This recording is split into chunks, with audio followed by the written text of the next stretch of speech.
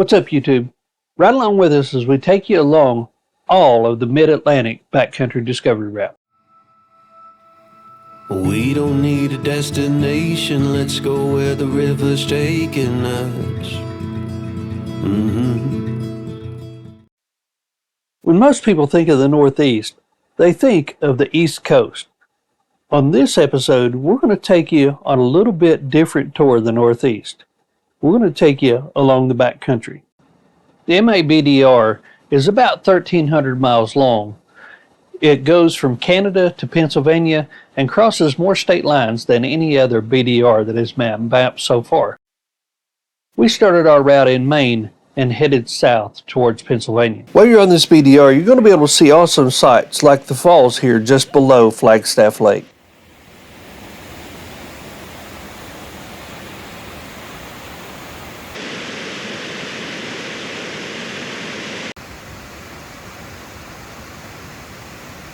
In addition to the streams and rivers, there's all kinds of these marshland lakes.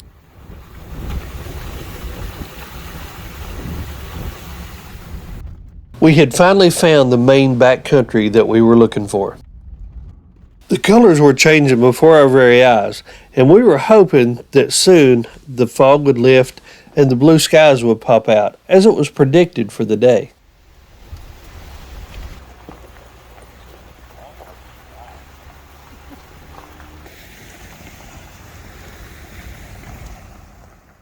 By the time we got to the community of Byron, the weatherman had gotten it right and the blue skies were starting to appear.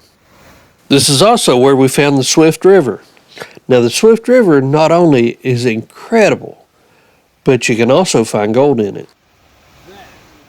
As a matter of fact, people come from all around still to pan gold out of this very river.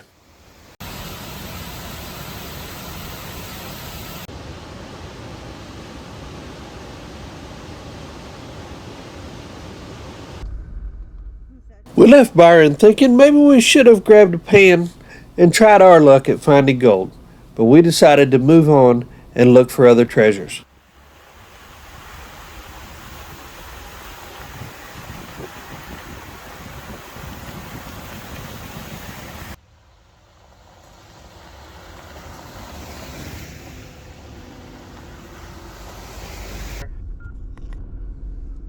Yeah, that's what I think.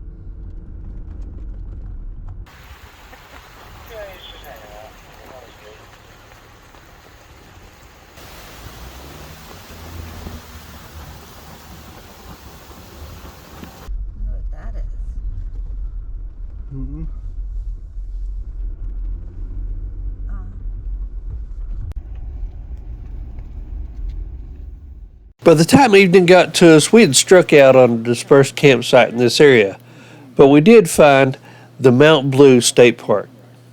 Yeah, and a fire.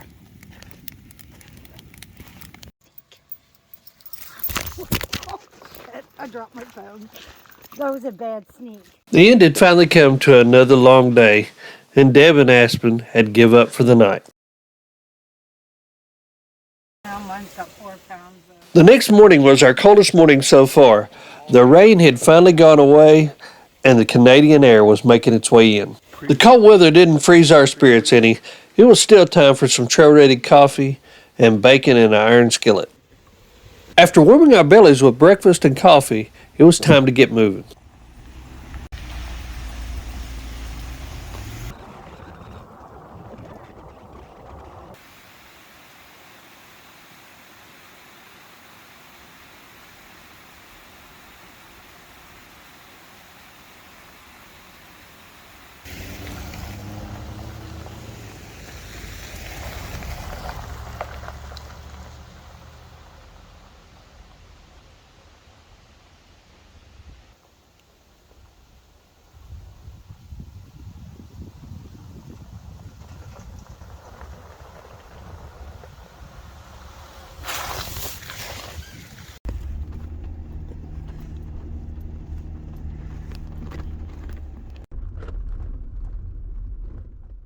As we made our way through Greenwood, Maine, we came upon the Patch Mountain Cemetery. The best we could tell, it dated back to the early 1800s.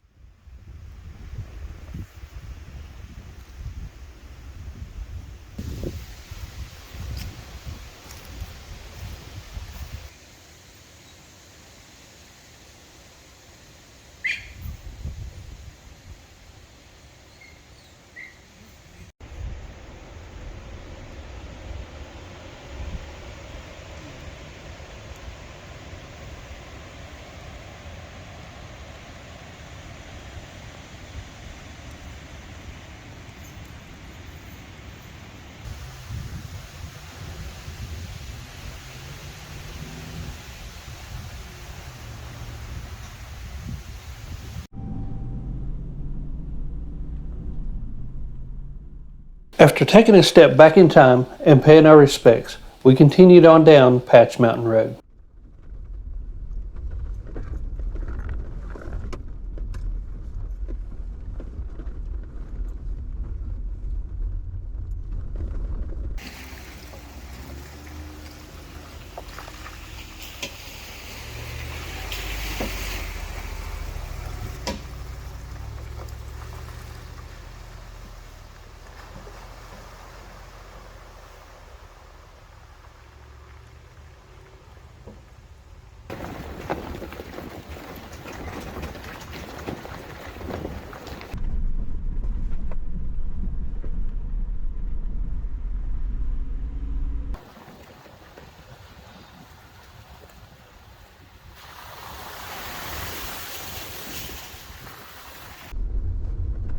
There's one here too, look. See it? On both sides. Wonder just how old this road is that we're traveling.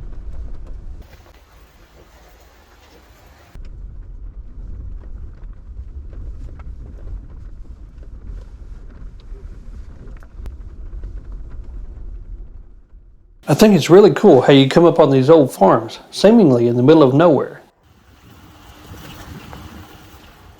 The further we traveled throughout the day, the worse, well, the better the trails became.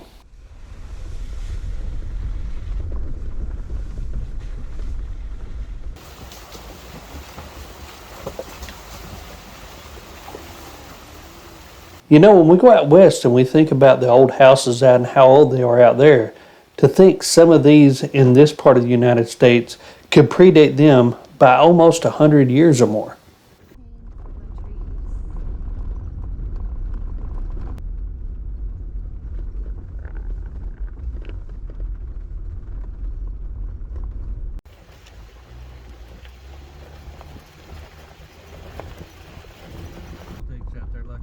Yeah.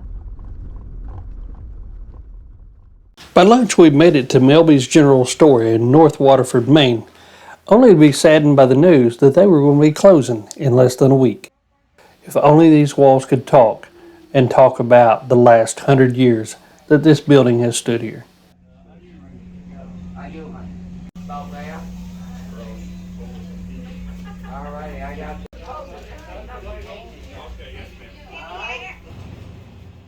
We grabbed up a few extra supplies, glad that we could come and visit this historic place and just check it out one time before it closed its doors. When you see old stores like this, you always want to stop and check them out. You never know how much longer they're going to be open. After a great lunch and stepping back out of another time capsule, we headed west out of North Waterford.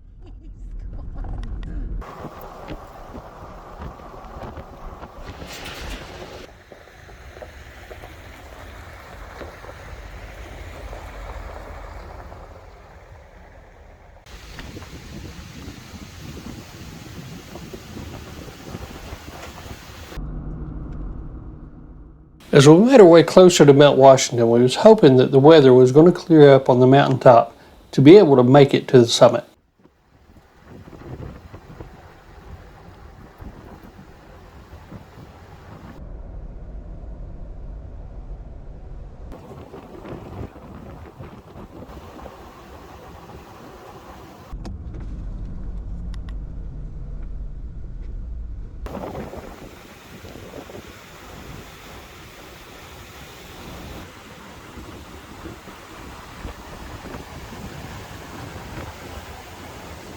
No.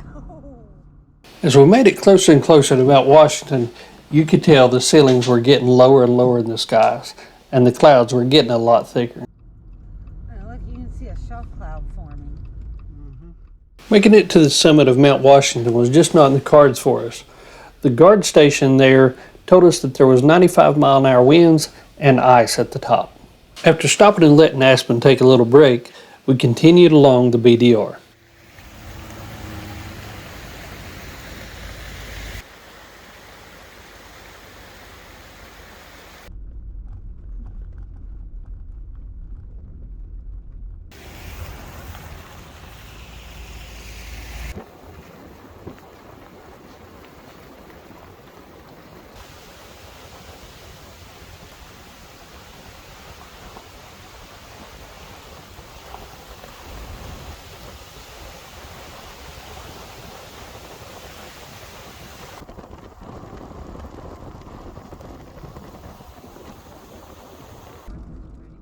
By the time we had made it around the backside of Mount Washington, the sun had completely given way to rain, and it looked like it was going to set in this area for the rest of the day.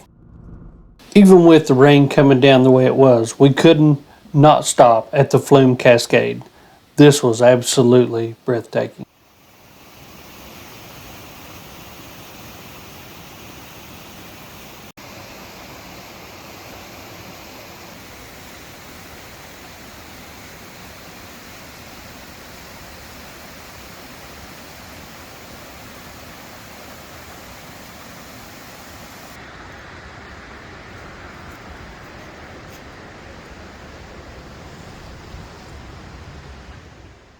The sun came out just in enough time for it to start hiding behind the mountains and the trees. We'd located a Forest Service road within the White Mountain National Forest to start looking for a place to camp. The only problem is every dispersed campsite had some type of makeshift tent, tarp, chairs, or something where people were blocking these campsites. I guess they were trying to hold them for the weekend. Problem was, it was only Thursday. We went all the way to the end of the Forest Service road, and there was only one campsite that was actually taken by campers. The wind was supposed to pick up tonight, and it already had, as evidence of this one that had fallen across the road on our way back out. After helping remove the tree from the road, we were on our way to find us another forest area to where we could find a good dispersed campsite. But this time, the sun was surely setting, and finding a camp was going to be more difficult. But we found campsites in the dark before. We had made it to another area of the National Forest, hoping that we would have better luck at finding a campsite. The only thing we found was another tree, and this one was bigger than the last. That is when you have rigid lights. We left this area and searching for another one. And at this point, a tree actually fell and hit Kelly's truck as we were driving by, and I ran over it. We were lucky. Neither one of us had took any damage or got hurt. I'd say we probably all have dents from this tree hitting us or just falling on you.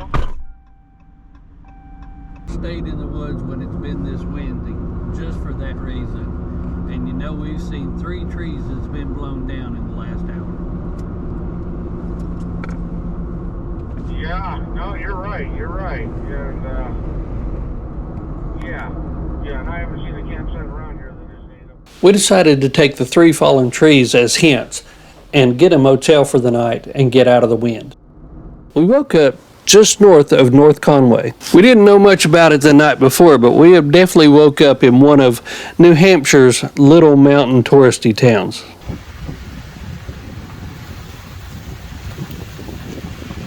It didn't take us long at all to get back to some more comfortable surroundings.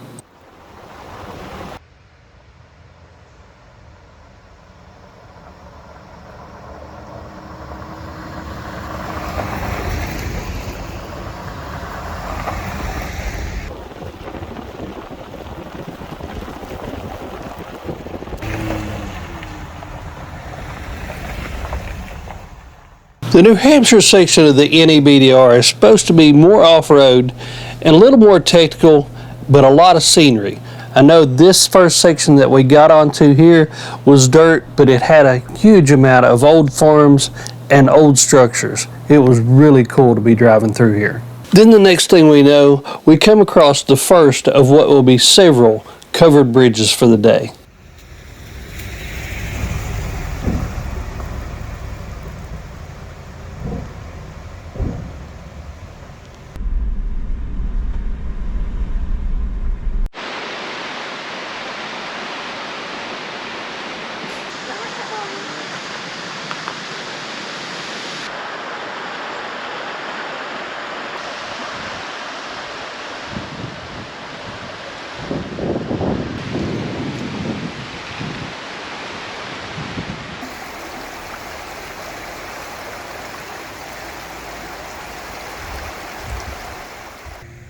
After spending quite a bit of time at the Durgan Bridge, we were off to see if we could find another New Hampshire treasure.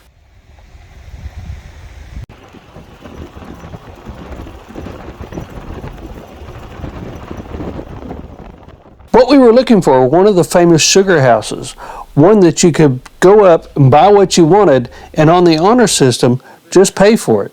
This is exactly what we found, but the people who owned it happened to actually be there. It was really cool to get to talk to them about their business. After stocking up on goodies at the sugar house, we made our way on down the road to the Booty family farm stand.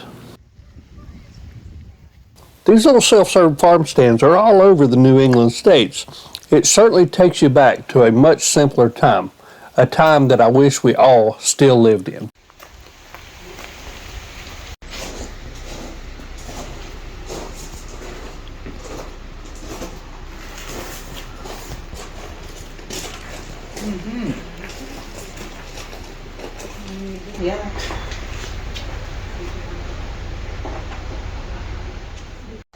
We picked up a few more items from the Booty family farm and made our way west across the incredible scenic views of the New Hampshire countryside.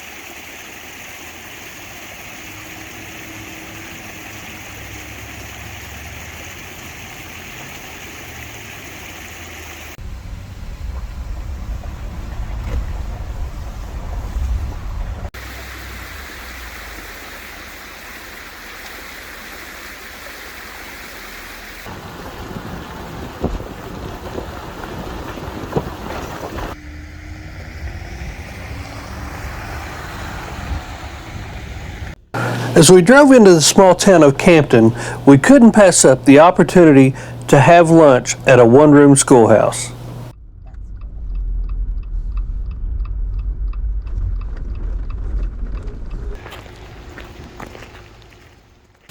This old schoolhouse was one of the most unique places we've had the opportunity to eat at. Now, the front of it was like a museum with all of the old stuff in it, but out back they had made a tree house and turned it into a restaurant.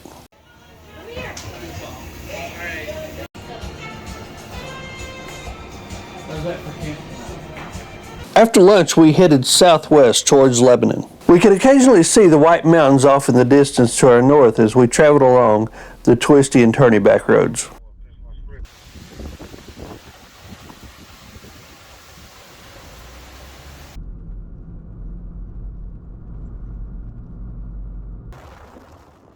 A lot of our travels after lunch had been scenic blacktop, but now it looked like we were going to start getting into some gravel or dirt roads.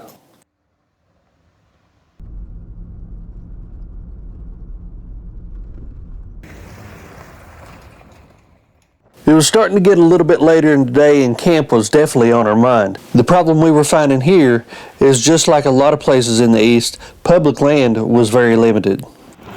One other thing to keep in mind if you plan on doing the NEDBR is some of the roads that are along the route are not always maintained for weather.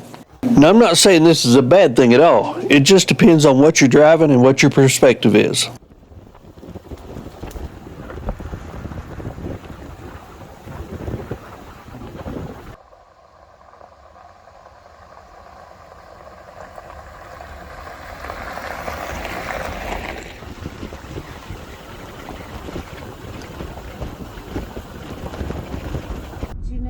The rocks are not as round here, they're more flat. Flatter.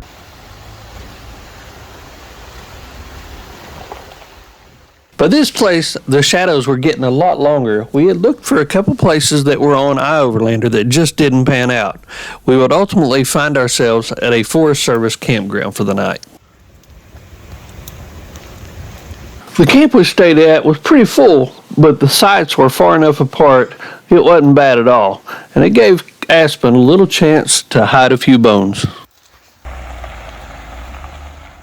After we packed up camp, we would make our way northwest from the Wildwood Campground on up to the Wells River area.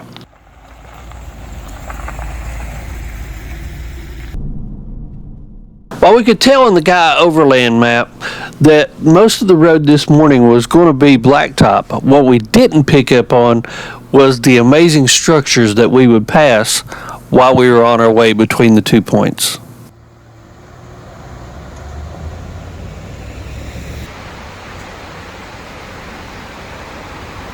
As we came into the small town of Bath, we were hoping to be able to stop and check out the general store. The only problem was it was closed. Apparently, COVID and inflation had gotten another business. One fortunate discovery that we made was the Bath Bridge.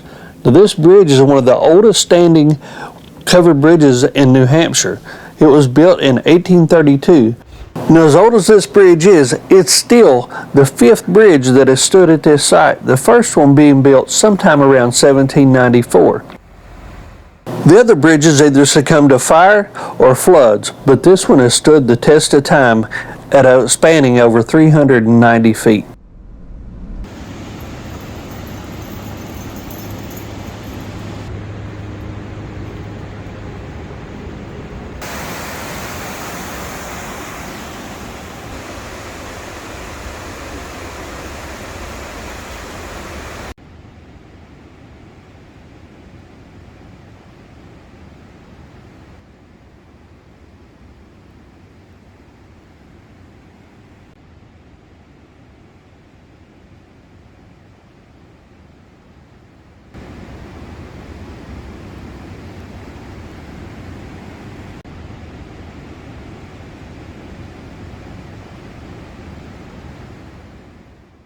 After spending quite a bit of time at the Bath Bridge, we made our way on down the river road towards Wells River, and this is where we were hoping to find some lunch.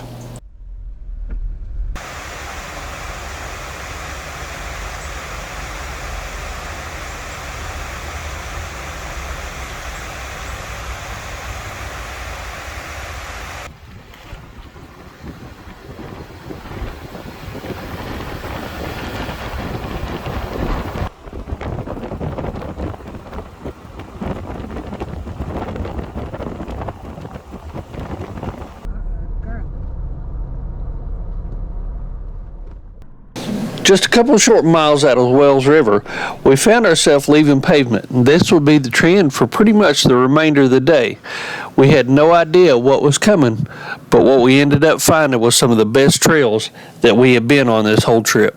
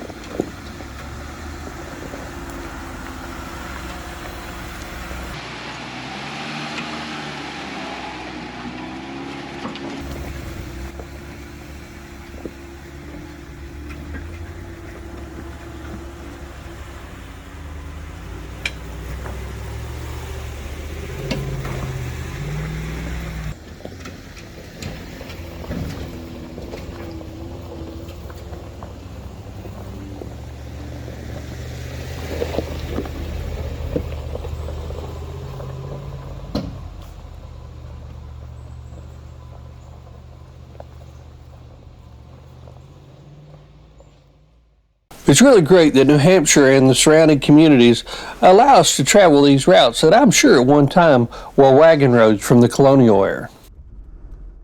And they really capitalized on this by leaving interpretive signs along these old roads to tell you a little bit about the history and the way life was years and years ago here.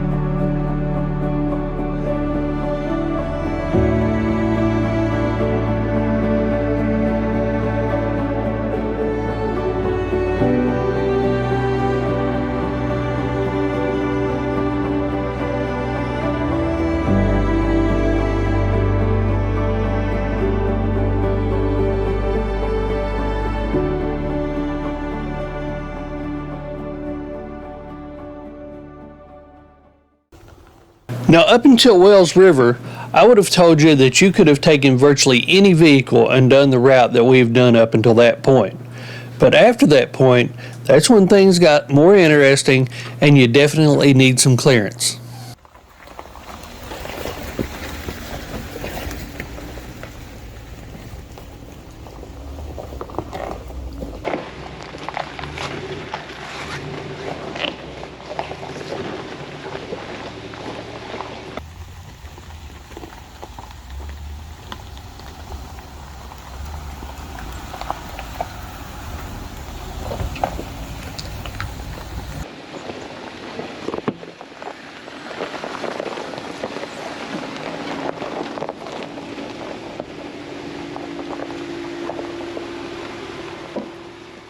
Along the route, we found another interpretive sign, the 3 Farms, almost a village. We spent a little bit of time here looking around and just thinking about what it would have been like to have lived in this location years and years ago.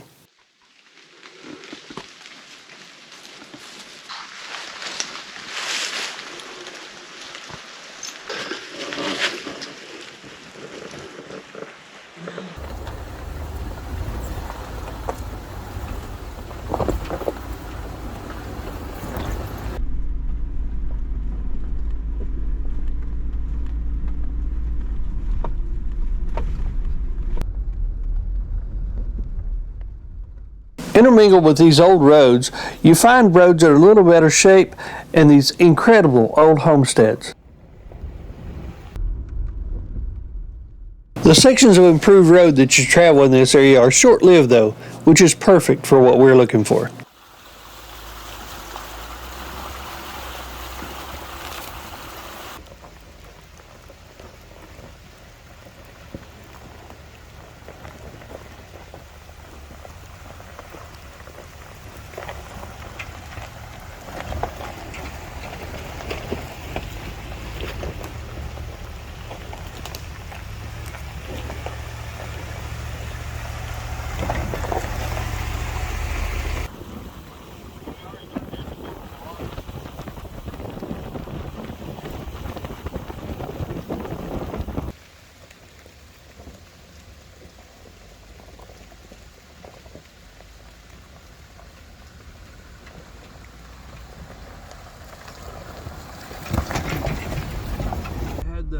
The most technical trails of the whole BDR, and they wasn't wrong.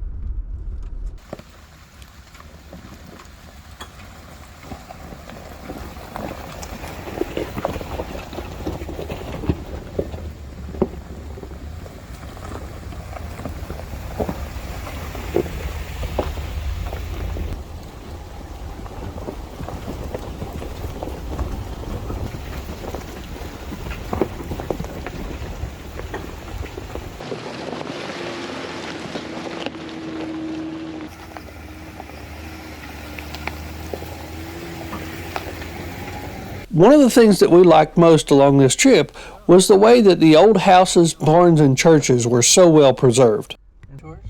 Aspen just liked the fresh peanut butter cookies. By this point, any sun that we had had for the morning had given way to rain. The rain and fog had gotten so thick at times, we turned on the rigid lights just so we could see over into the forest.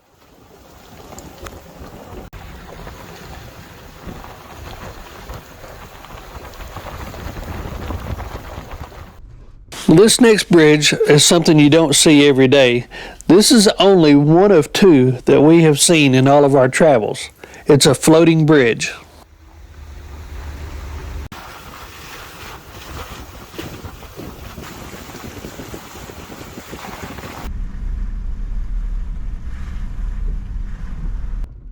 We found ourselves driving again deep into the night, looking for a primitive campsite. Tonight would be different though. We had made it to the Green Mountain National Forest, and there was no way that we were going to settle for a campground. We climbed to the top of a mountain meadow at the end of a Forest Service road.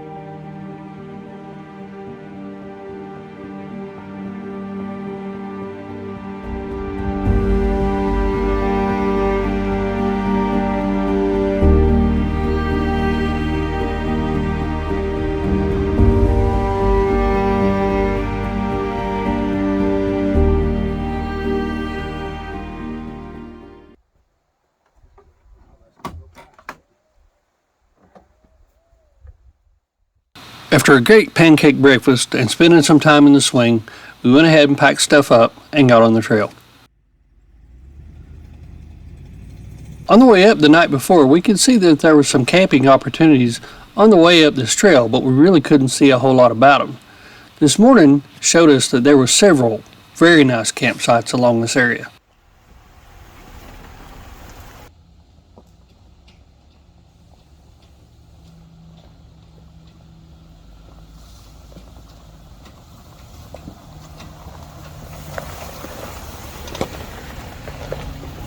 Now, these incredible campsites weren't right along a Maine Forest Service road. It was actually on a spur road, and we had to travel about a half a mile off of the main road to get to our campsite the night before.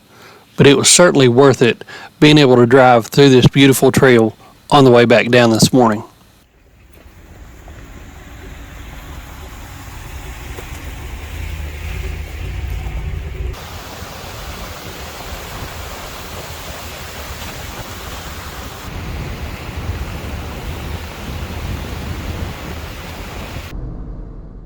After that, we continued north on the Scenic 100. We had to stop at the Moss Glen Falls just to check it out too.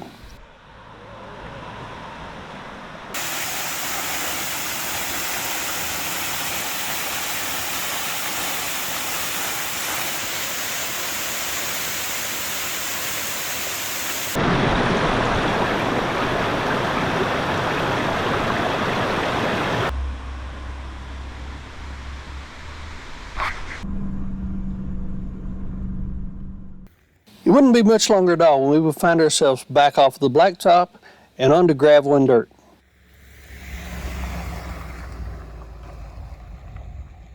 Maintained, enter at own risk. That's what we like to see. That's the kind of sign we like to see. Yes, it is.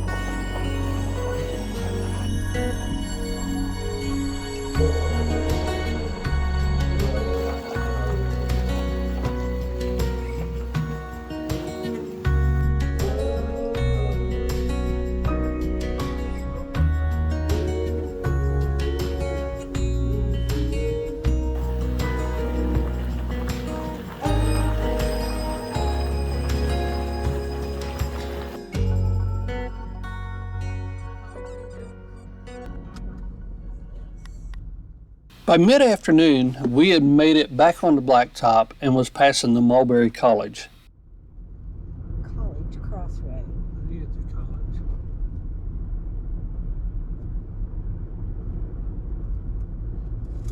Well, that's a pretty cool college. It was starting to get later in the afternoon, and the section of trail that we were on looked like it was going to be a pretty far piece between where we were at and the next campsite. So in Bernard, we decided to hop off of the BDR and kind of make our way over back towards the Green Mountain National Forest. We wanted to try to set up camp early tonight because we were leaving to head back home tomorrow.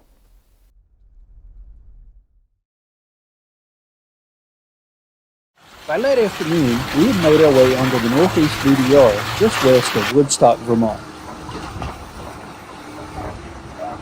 This part of the trail leads us into the Green Mountain National Forest. It's one of the more technical sections on the NEBDR. and it's perfect for us to try out the track T-van and for Justin and Michelle to get a little more accustomed to their mission summit. Some of these trails are not only Class 4 roads in Vermont, they're also snowmobile trails in the winter.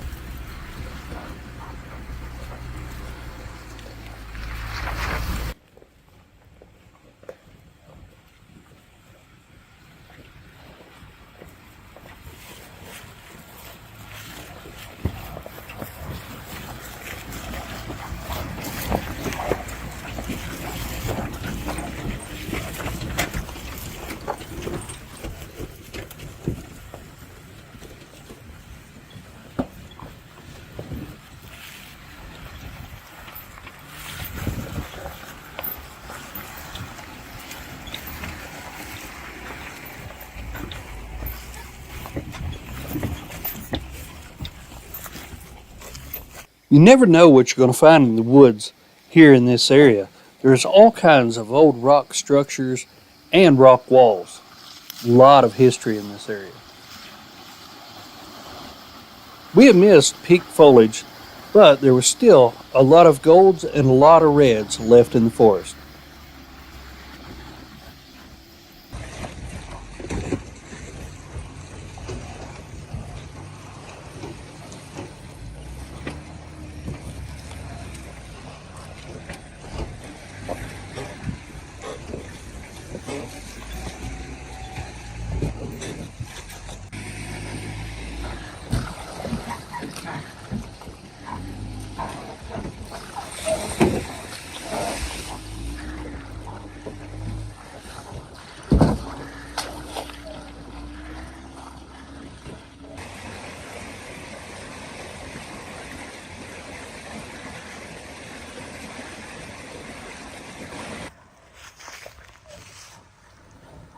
The closer we got to dark, the more technical the trail became. Not that it was too rough at all by any means, but it definitely gave us an opportunity to watch the trailers work and see how they flexed under these conditions.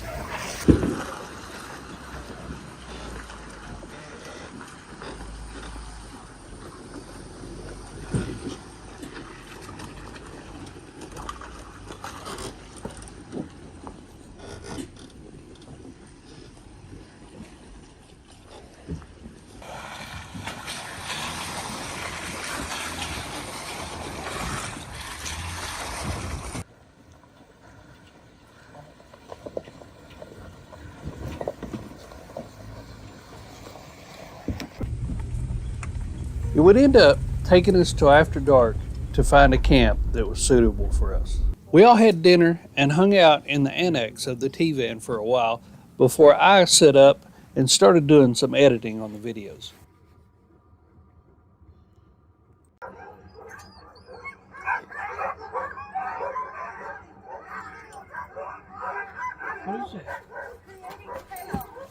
The next thing that I knew, my support team had given up on me.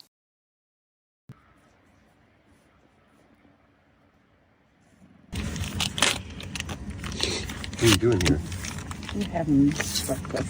I thought you were giving Smithfield what for on the bacon. I mean, as much as I'd like to see you get a sponsorship from Smithfield, let's... You know, they're right next to us. Are they really? Yeah. I didn't know that. Yeah, they're Okay. in Grayson. Oh, nice. Tab's mom worked for him for years. Wow. Most of the people we know have worked for Smith. I mean, honestly, for Overland food, do you really need any more sponsors other than bacon and coffee? That's it. That's really, it covers most of the major food groups. I mean, I think you could live on bacon in the morning, cold bacon as snacks in the afternoon, and then bacon sandwiches for dinner. Oh, that, absolutely. A little tomato on there. Yeah. Yeah. Make you a little slice of bread. Even Aspen approves. Look at him. Yeah, he's all about that. He's about ready to get in trouble. That's what he's about He ready says, to just do. give me some right now, and I'm taking some of that. Yeah. Bacon nuggets. Yeah, because look how small they, look how tiny they got. Cut it in half. That's a new product. Yeah, it's bacon nuggets. Smithfield bacon nuggets.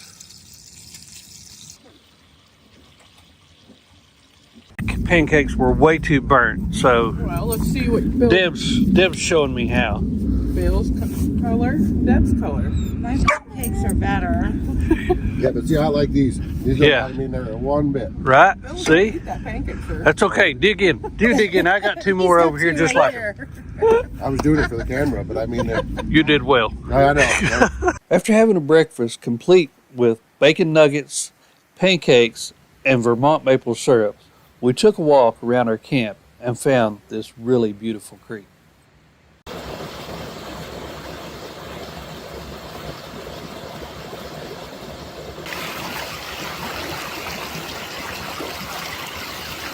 After the hike and a little nature sightseeing tour, we got back on the road to head on south on the NEBDR.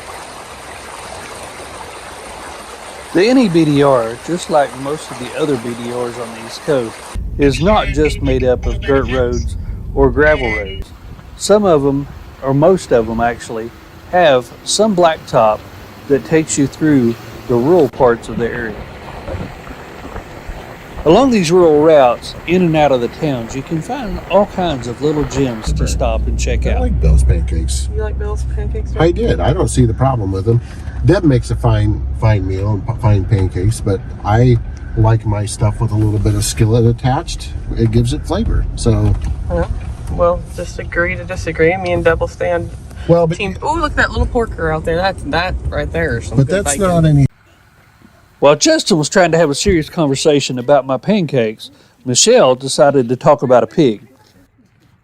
While she was talking about a pig, I seen one of the biggest turkeys I'd ever seen in my life. Meanwhile, Deb and I went into this beautiful little country store to check things out. Justin and Michelle had decided to finish their discussion about the pancakes by agreeing to disagree, and then we went outside to explore a little bit more of the farm. While we were inside, the lady warned us about that big turkey that we had seen earlier.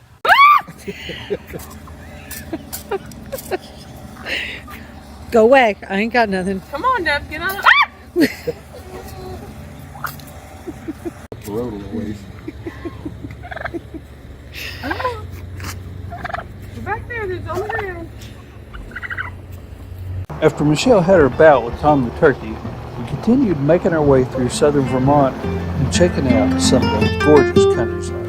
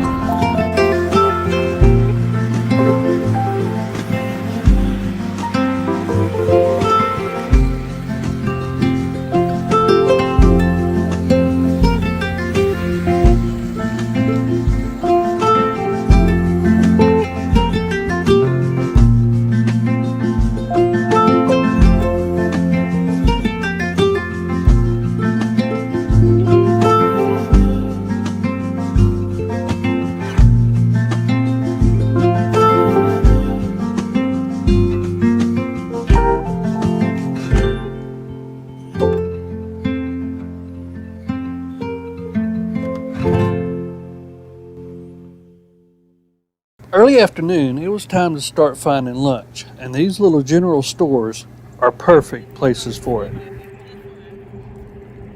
After lunch, the BDR led us out of the little towns and onto the gravel and dirt and back through more of the National Forest.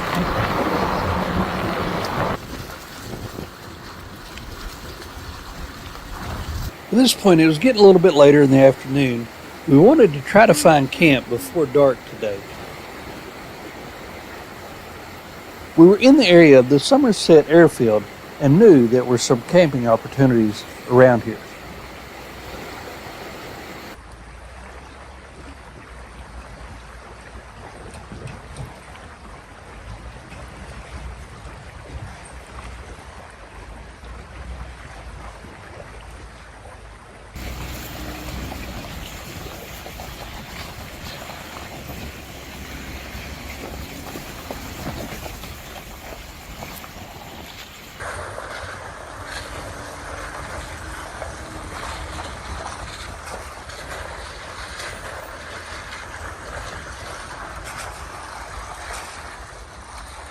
We made it to camp just before dark, built a great fire, and set up for dinner.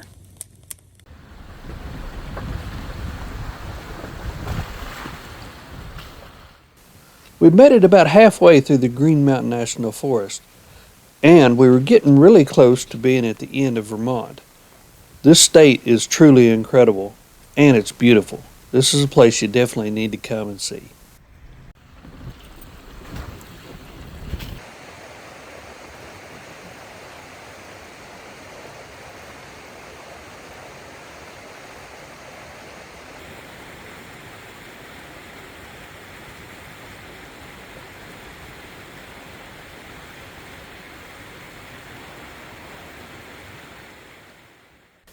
While we didn't get to see a moose, we got to see this incredible eagle flying away from the river.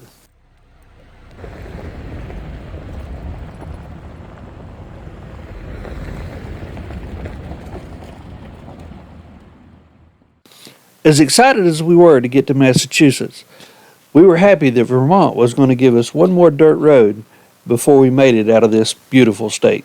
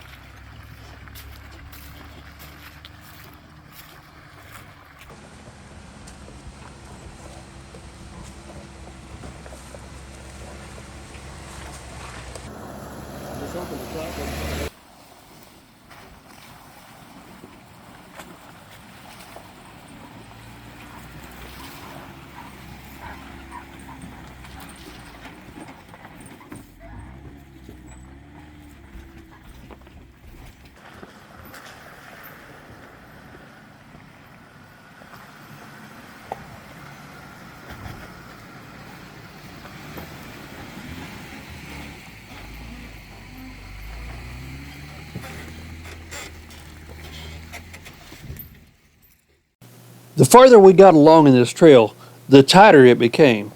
Now these trails are definitely something that you can do with a trailer. You just have to drive a little bit more with your mirrors and make your swings wider.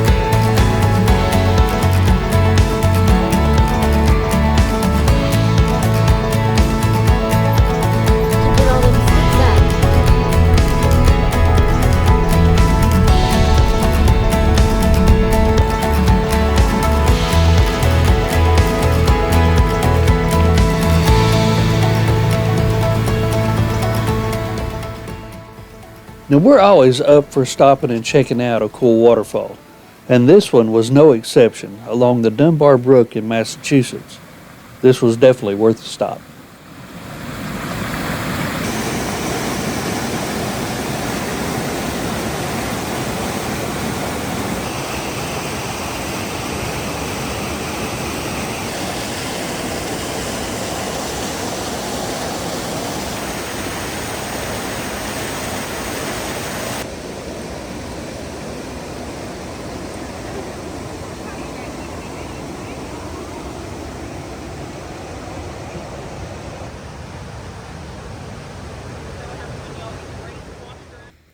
We spent some time at the waterfall, and then it was time to explore the Monroe State Forest.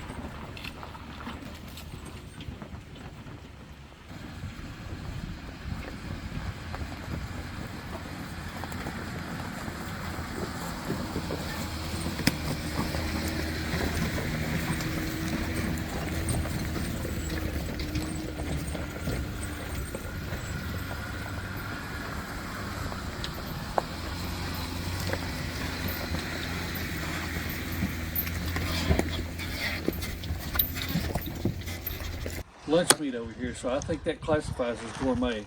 Prima Della, what's the Prima Della? Yeah, We have the Prima Della Delicatessen ham, cheese, and Land O'Lakes fresh cut cheese.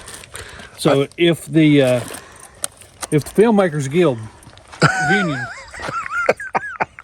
is requiring gourmet, then I think this should classify as gourmet, given the location. Well, that's it. I think it's a 2-star meal in a 4-star location. Right. I mean, when you average that out, that's 3 stars, which means I think it passes. So Okay. I think we're good. Deb and Justin had decided to create a Filmmakers Union, and after getting their lunch satisfied, we took a walk out to the Raycroft Lookout.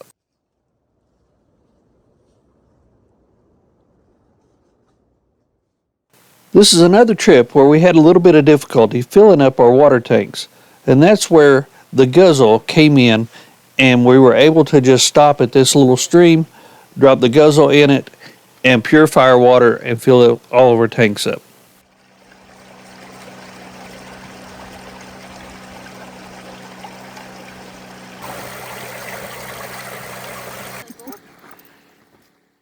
After filling up water and letting the dogs burn off some energy, it was time to start looking for camp.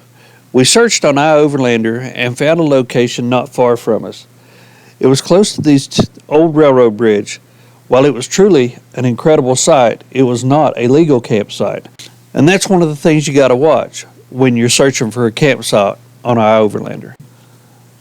While this place was incredible and it was definitely worth the stop, we couldn't camp here, so it was time to move on and find us another location to camp.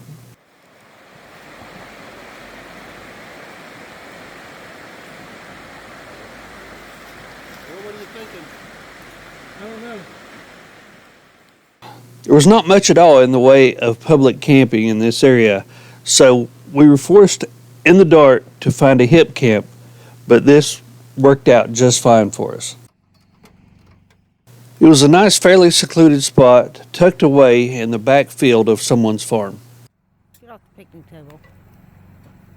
Aspen, get off the table.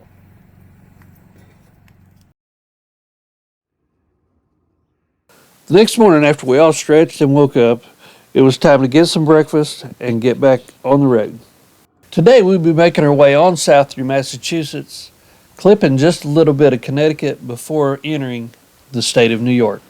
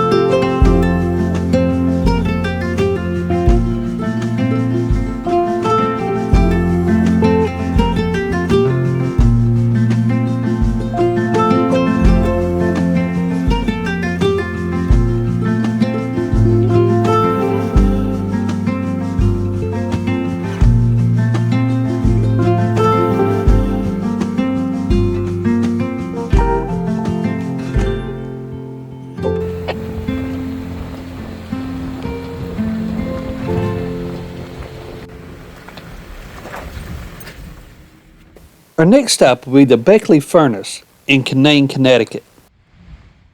This iron ore furnace was very similar to the ones that we found in eastern Kentucky.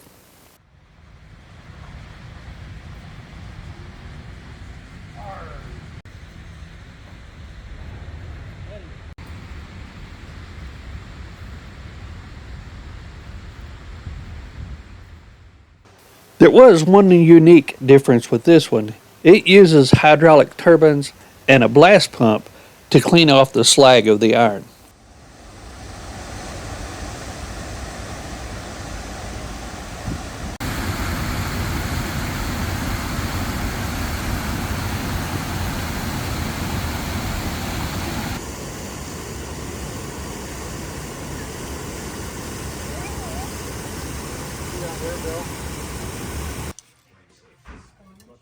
And one more stop before leaving Connecticut, we had to get some delicious pizza. After filling our bellies with delicious pizza, it was time to change our direction of travel to west instead of south.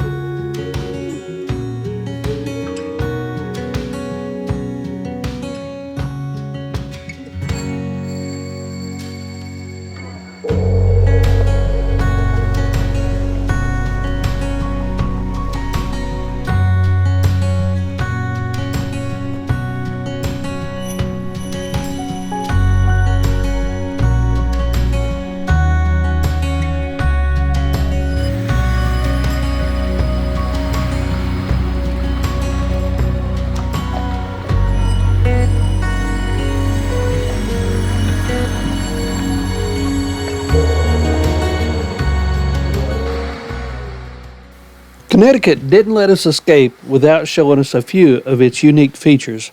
Another one that we stumbled on was the Riga Falls. We drove by it and knew that we had to stop and get a closer look.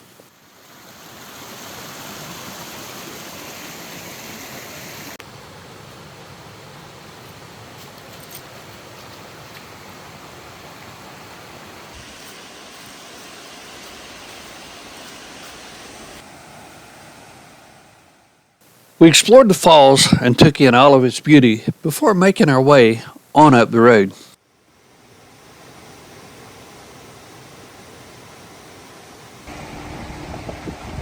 Yeah, it's been an old bridge. The next surprise that we stumbled on was not even on a map. Connecticut had one more secret to show us.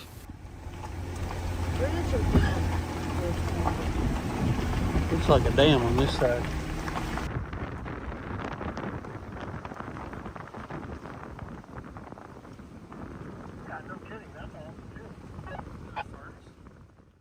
Off to the side of the road was the oldest furnace that any of us had ever seen.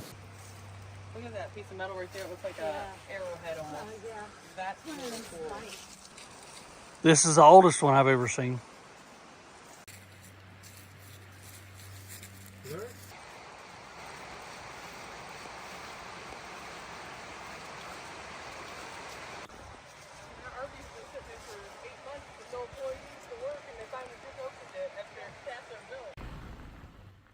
After taking a huge step back in time with the history of that furnace, it was time to continue west and move out of the incredible state of Connecticut and into New York.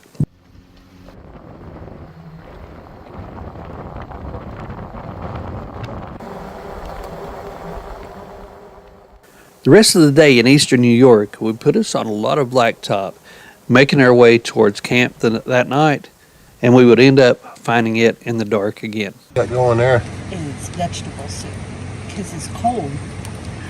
That looks really good. It smells fantastic.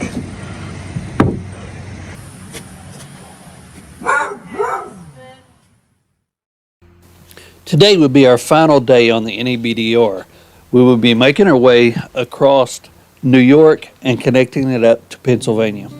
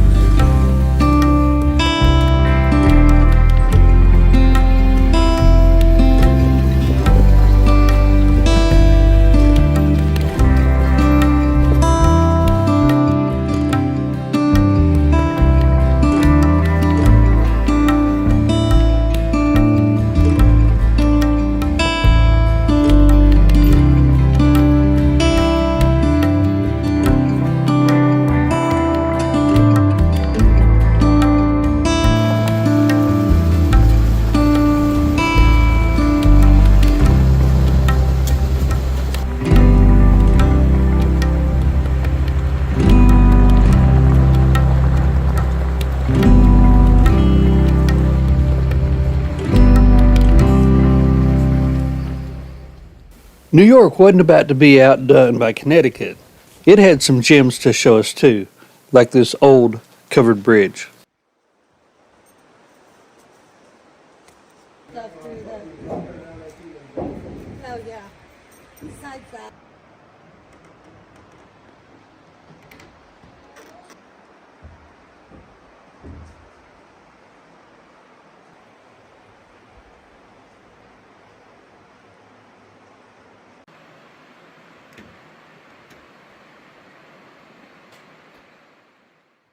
The Grants Mill Bridge was really cool to stop and check out, but we got back on the road because there were still a lot of other things for us to explore.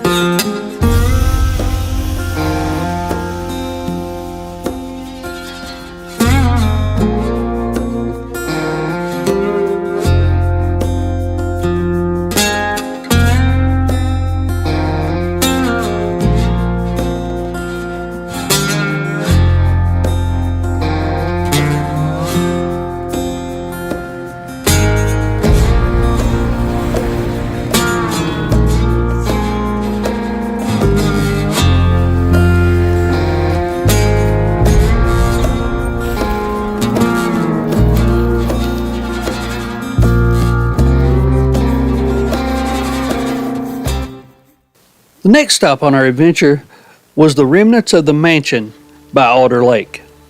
This nearly 11,000 square foot mansion was built by Samuel Coy Kendall as a vacation home here on Alder Lake. This house and lake appeared on a couple of different Disney movies back in the 60s, and in the 80s it became part of the Youth Conservation Corps camp. The Boy Scout camp only lasted for about a year, and then the doors were shut and the structure was simply walked away from.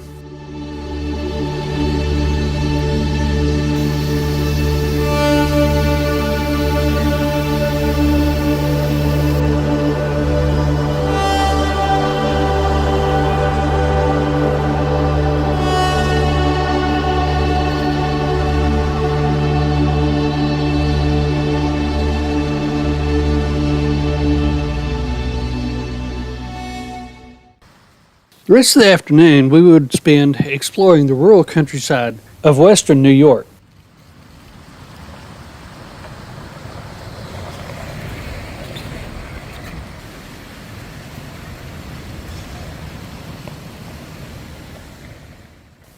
The Northeast BDR is obviously the farthest one northeast, but it is also the closest one to the highest population center of the United States.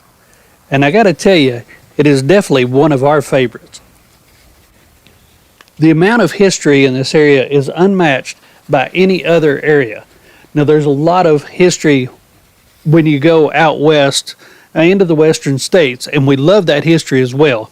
But to think about the history that is in the Northeast United States is mostly 100 years or so, or sometimes even more than that, older than the history that you find in the American West. This is definitely a route that we will probably come back and do again, and that we would highly recommend to anybody else. It's a little bit more difficult than the Mid-Atlantic BDR, but it's not so terribly difficult that you can't do it in a standard four-wheel drive with a little bit of high clearance. And it's definitely something that's doable with an adventure trailer.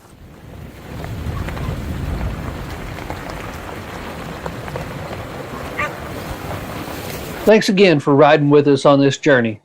And until next time, see ya.